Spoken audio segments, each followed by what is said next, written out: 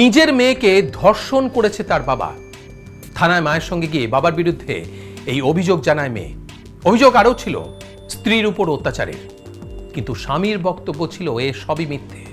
উল্টে তাকে বাড়ি থেকে বার করে দিয়ে বাড়িতে মধুচক্রের আসর চালাতো স্ত্রী। কে সত্যি বলছে আর কে মিথ্যে?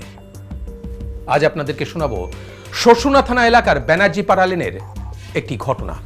সরোজ আর মালা, তাদের প্রায় ৩৩ বছরের বিবাহিত জীবন, কিন্তু তাদের দুজনের স্বভাব ছিল একেবারে বিপরীত। মালা ছিল ছটপটের স্বভাবের, সাজগোজ করতে ভালোবাসত, আর অন্যদিকে সরোজ ছিল শান্ত, ধীর স্থির। বিয়ের পর সরোজ একটি ওষুধের দোকান দেয়। অর্থের তাদের কোনো অভাব ছিল না, কিন্তু সংসারে তাদের কোনো শান্তি ছিল না। মাঝে মধ্যেই সেটা হাতাহাতির পর্যায়ে পৌঁছে যেত। সরোজের অনুপস্থিতিতে বাড়িতে পরপুরুষরা আসতে শুরু করে, আর এই খবর সরোজের কানেও পৌঁছয়।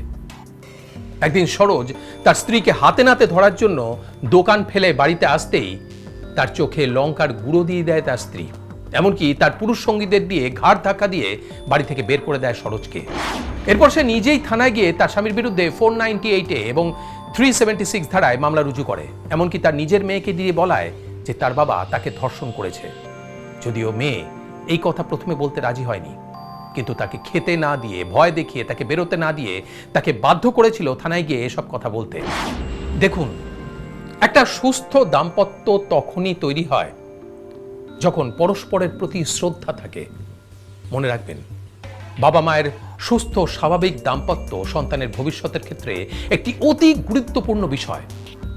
তাই সুস্থ স্বাভাবিক দাম্পত্য যদি বজায় না থাকে, তাহলে জোর করে তাকে টেনে না নিয়ে গিয়ে আইনি সহায়তার মাধ্যমে সেখান থেকে বেরিয়ে আসুন। একটা সুস্থ স্বাভাবিক জীবনযাপন করুন, নিজেকে সুরক্ষিত রাখুন।